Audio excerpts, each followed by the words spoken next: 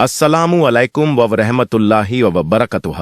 क्या आप जानते हैं कि हमारे प्यारे दीने इस्लाम और नमाज को लेकर हाल ही में क्या बयान दिया गया? इस वीडियो में हम आपको एक ऐसे बयान के बारे में बताएंगे जिसे जानकर आप हैरान रह जाएंगे।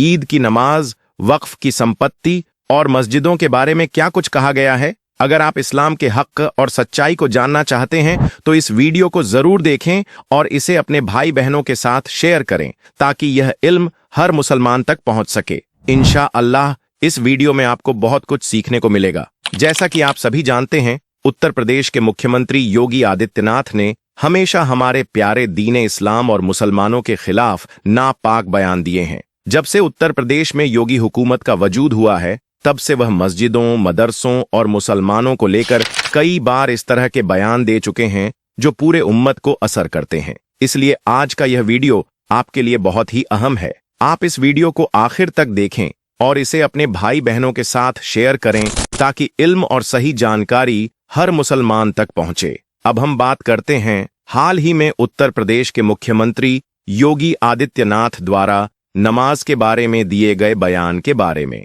इसके बाद हम वक्फ बिल पर भी तफसील से चर्चा करेंगे और जानेंगे कि वक्फ बिल के पास होने के बाद सीएम योगी ने क्या अहम बयान दिया है। जैसा कि आप जानते हैं, योगी सरकार ने रमजान के दौरान ईद की नमाज को लेकर एक नियम लागू किया था, जिसमें यह कहा गया था कि ईद के दिन कोई भी मुसलमान सड़क पर नमाज नहीं पढ़ेगा। अगर ऐसा देखा गया तो उस पर सख्त कार्रवाई की जाएगी और उसका लाइसेंस और पासपोर्ट जब्त कर लिया जाएगा। इसी हुक्म के तहत आपको यह मालूम है कि ईद के दिन उत्तर प्रदेश में कहीं भी सड़कों पर नमाज नहीं अदा की गई। मुसलमानों ने जैसे तैसे अपनी नमाज अदा की, लेकिन सड़क पर नमाज अदा नहीं की गई। बस इसी बात को देखते हुए हाल ही में उत्तर प्रदेश के अमीर योगी आदित्यनाथ ने नमाज को लेकर यह बड़ा बयान दिया है। योगी आदित्यनाथ ने एक एजेंसी को दिए अपने इंटरव्यू में नमाज को लेकर एक बहुत बड़ी बात कह दी, जिसे सुनकर आप भी हैरान रह जाएंगे। उत्तर प्रदेश के मुख्यमंत्री योगी आदित्यनाथ ने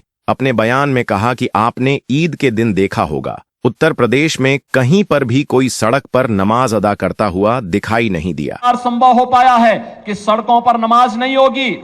इसके बाद योगी आदित्यनाथ ने अपने बयान में कहा, सड़क चलने के लिए होती है। अब सीएम साहब को कौन समझाए कि हमारे सारे ईद के जश्न, मुहर्रम और दूसरे त्योहार सड़कों पर ही मनाए जाते हैं, चाहे वह होली हो या दिवाली हो, ईद हो या मुहर्रम हो। और यही नहीं, अभी जो कावड़ यात्रा चल रही है, यह भी सड़कों पर से ही गुजरती है। खैर, इसके आगे माननीय मुख्यमंत्री ने अपने बयान में कहा, लोग ये बोल रहे हैं ना, उनको हिंदुओं से अनुशासन सीखना चाहिए।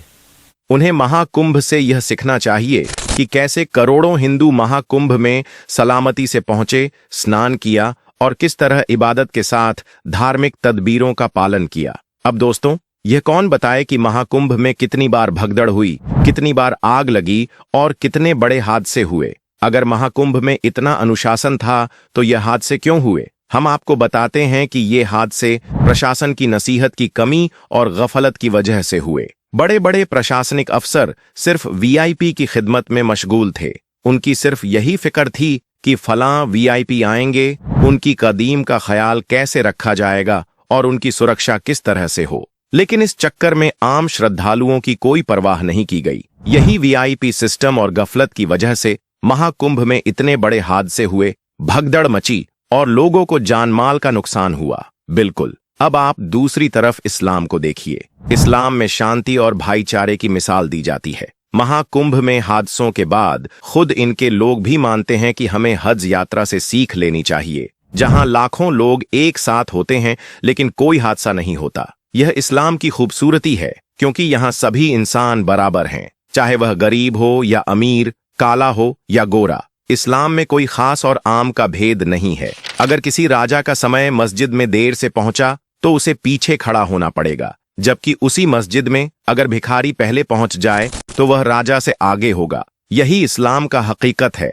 जो हमें इंसाफ और बराबरी सिखाता है। कुरान पाक में अल्लाह ताला ने फरमाया है, ए लोगों, हमने तुम्हें एक मर्द और एक औरत से पैदा किया ताकि तुम एक दूसरे को पहचान सको। जो सबसे ज्यादा परहेजगार है वही खुदा के नजदीक सबसे इज्जतदार है। इसमें कोई शक नहीं कि इस्लाम हमें बराबरी, इज्जत और भाईचारे का सच्चा पैगाम देता है। याद रखें, इस्लाम में ऐसा नहीं है कि कोई बड़ा आदमी या वीआईपी आने पर उसके लिए रास्ते खाली कर दिए जाएं और आम लोगों को अलग कर दिया जाए। यह तो हमारे यहाँ भारत में अधिक होता है। यहाँ पर वीआईपी सिस्टम चलता है और इसी कारण महाकुंभ में हादसे हुए थे। इसके बाद कई लोगों ने यह आवाज उठाई कि हज यात्रा से हमें यह सीख लेनी चाहिए कि भीड़ को कैसे कंट्रोल किया जाए।